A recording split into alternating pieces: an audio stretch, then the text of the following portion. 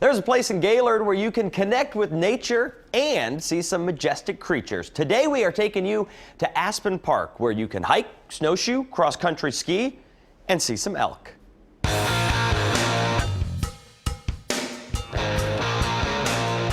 You catch on real quick.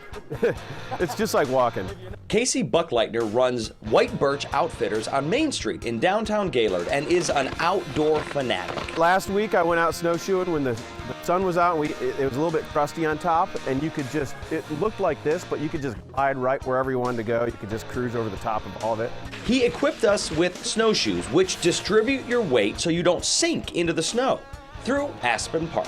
Yeah, it's hiking, but it's also being able to go places that you might not otherwise be able to go, and gives you an opportunity to just do something outdoors that's easy at your own pace. The walk took us right by one of Gaylord's most unique features, their free-ranging elk herd. They're not like a deer. They're much larger.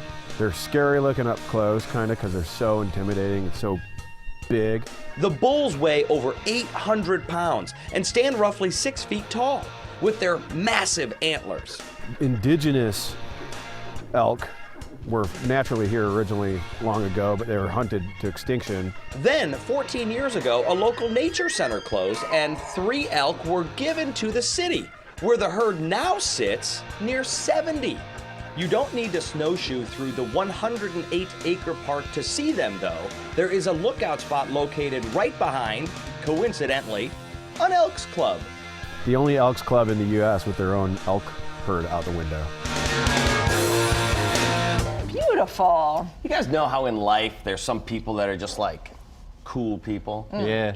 That was Casey. Oh, I thought you were going to say us, didn't he? I thought he was going to, we're all like, yeah, we are. So here's what's funny about putting that story together. So we went with Casey, we threw on these snowshoes, we hiked, I don't know, maybe about a mile, 20 minutes or so. And so we get to where he says we're going to see. A mile in snowshoes is a lot. That's a you problem. So he goes, we're going to get to this spot. He's like, we're going to see a bunch of elk. So we get there and we look out. He's like, well, I guess the elk aren't here today. And we're like, oh man, is there any other place we could go to see them? And he's like, oh yeah, there's a parking lot right over there. You just park, you can see them from your car. Casey, You wish you would have said that a mile earlier. A mile later on snowshoes. We were having a debate. So I was on cross-country skis, and Ryan and Mario were on snowshoes for our trek, which I think you're going to see tomorrow for our skiable feast. Great. And the argument was, who's got it easier? You. Mm-hmm. Then they kept saying it was me because I was trying to Just glide. coasting along. Yeah, and they were, so what do you think, Yeah. having done I would say that I think cross-country skiing is easier once you get the motion down. Yeah. Because it's a lot more. And all you had to It do takes was a lot go in more those grooves. coordination. I mean, there were some grooves that you could have just put your skis in and just. Oh, and we learned about that, by the way. If you're ever in a spot where there's a cross-country grooves and you're snowshoeing, do not snowshoe on the cross-country grooves. Did you Why? get yelled at? We got a talking to, Why? yeah, by a skier. She said. obscenities were flying? No, she was very nice. But she why just not? said- because it ruins their grid, their grooves. You know what I mean? Forget about them. They have two. When you're a cross-country skier, like I was for an hour, Naturally.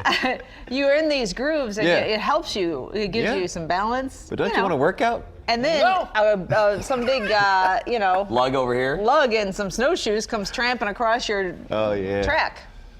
Yeah. So we learned. All right. We got it down though. It took us Nice. just a second. All right, we talked